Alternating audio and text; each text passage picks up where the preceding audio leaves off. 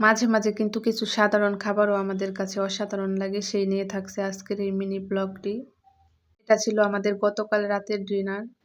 সেই সাথে আপনাদের সাথে শেয়ার করব আমার হাসব্যান্ডের হাতের স্পেশাল ডালের রেসিপি। প্রথমে ডালগুলো আমি ভাতের মধ্যে সেদ্ধ করে নিয়েছি। এখন ডালগুলোকে এভাবে বাগার দেব। দেখতেই পাচ্ছেন বাগার দেওয়ার জন্য আমি এখানে পেঁয়াজ, রসুন এগুলো দিয়ে দিয়েছি। এরপর আমি ডালগুলো এখানে ঢেলে দিয়েছি। এটা হলো সবচেয়ে কঠিন কাজ। তাই আমি অফ ক্যামেরাই করে নিয়েছি। এখন অল্প একটু লবণ দিয়ে দেব।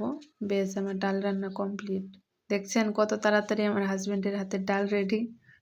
এভাবে ডাল রান্না করলে আসলে খুবই মজা লাগে। আপনারা বাসায় ট্রাই করতে পারেন। এখন আমি মিষ্টি কুমড়া ভেজে নেব। এই মিষ্টি কুমড়া ভাজিটা সত্যিই অসাধারণ লাগে। এ কারণে আমি আবারও ভেজে নিচ্ছি। তো আমার মিষ্টি কুমড়া ভাজি কমপ্লিট। এখন আমি আমার ছেলের জন্য এখানে কোয়েল পাখির ডিম ভাজি করে নিচ্ছি।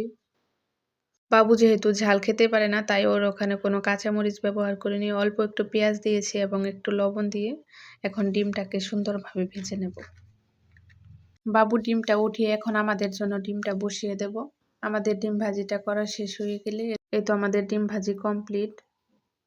অনেক লেট হয়ে গিয়েছে। আজকে আবার আমার কোর্সের ক্লাস রয়েছে। আমরা তাড়াতাড়ি এখন খেয়ে নেব। কেমন লাগলো আজকের এই মিনি ব্লগটি? সবাই কমেন্টে বলে যাবেন। আল্লাহ হাফেজ।